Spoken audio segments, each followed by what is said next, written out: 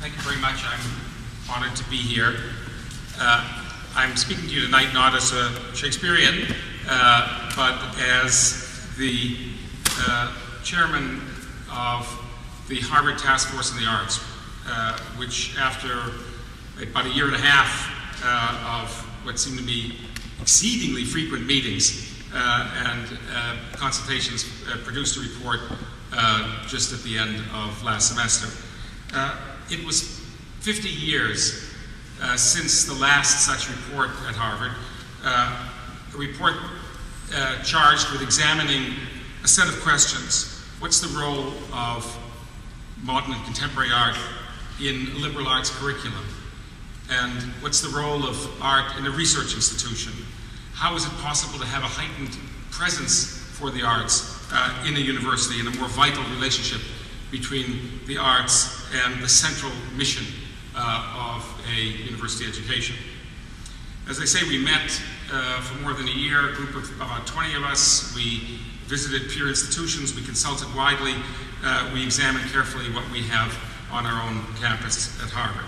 Currently at Harvard, we have a fantastically vital extracurricular art scene.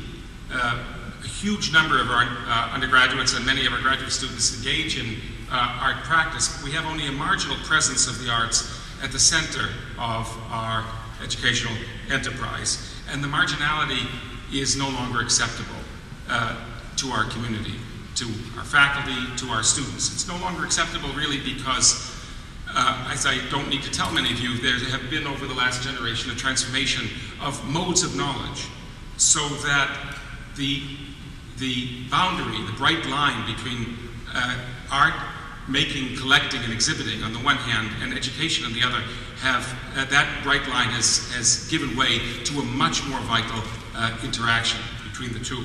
And this is for a number of reasons. A visual turn in the humanities and the social sciences, a much intensified sense of the importance of visual representation in knowledge, the digitization that has affected all of our fields of study, the blurring of the boundaries between art and science, radical changes in fields like ethnography, for example, and anthropology, where filmmaking becomes an essential part of the enterprise itself, a transformation of the place and understanding of architecture, design, and many other effects in our intellectual lives that make it impossible any longer to separate art making as an interesting and production and exhibiting as an interesting side line of a university and the central educational mission.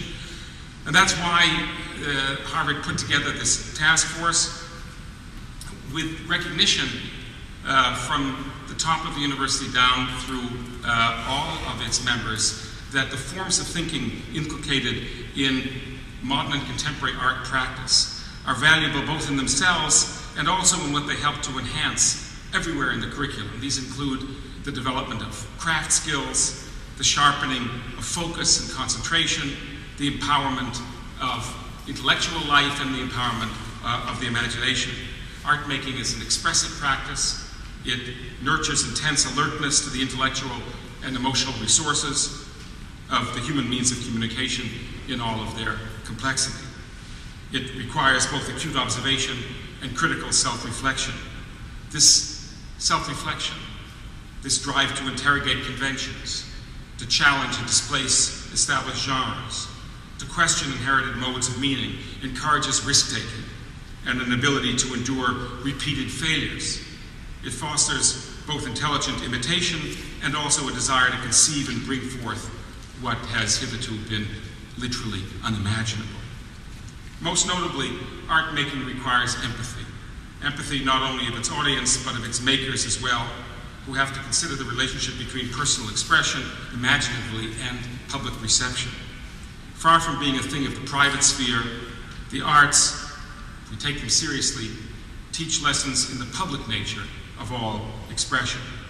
And these are all, as I think we recognize, qualities that we hope an education, any education worth our time and the students' time, will enhance, just as we hope that our students will go forth into the world with a heightened capacity for joy and a heightened sensitivity to beauty and a heightened ability to realize their aspirations.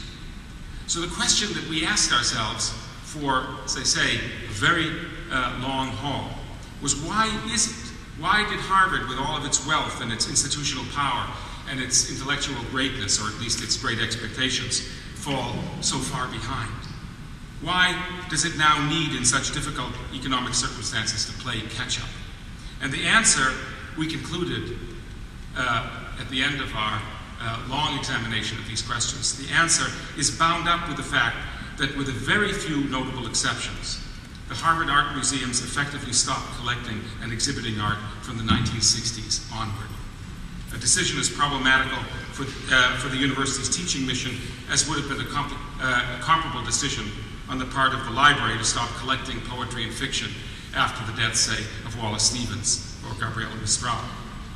A major university that lacks a public art museum for the display, study, and collecting of the art of our own time has fundamentally abandoned the idea that living artists offer us a unique perspective on the human condition. Without a modern art museum, we cannot fully make good on a goal of introducing the arts fully into the cognitive life of the university.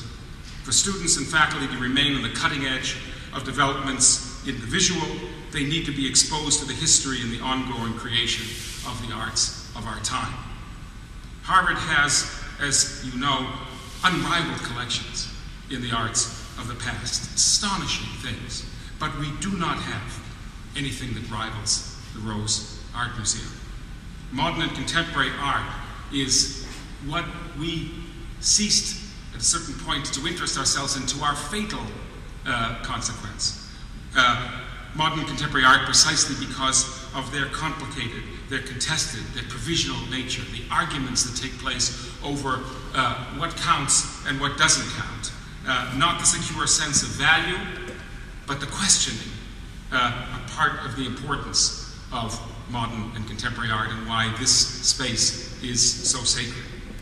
The public and professional exhibition of contemporary art is a key component both to experiencing it and to learning about it and from it. If we're to ask undergraduates to involve themselves in the arts, in their classes, and if we're to ask our faculties to retool these classes to incorporate the arts as part of the curriculum, and if we're to say that we're capable of teaching the next generation of artists at the graduate level, then we must have a Rose Art Museum, a building and a collection that will make good on these aspirations. We cannot teach students of the 21st century how to solve problems of making, and in turn solve the problems that we cannot yet even point to by only looking at the art of the past, however great that art is. We need the arts of our own time. Brandeis has, from poor Harvard's perspective, the immense advantage of possessing such a collection. From the perspective of Harvard's Arts Task Force, it seems inconceivable at this moment that any institution, even one reeling from the present economic difficulties, would ever think of giving it up. Thank you very much.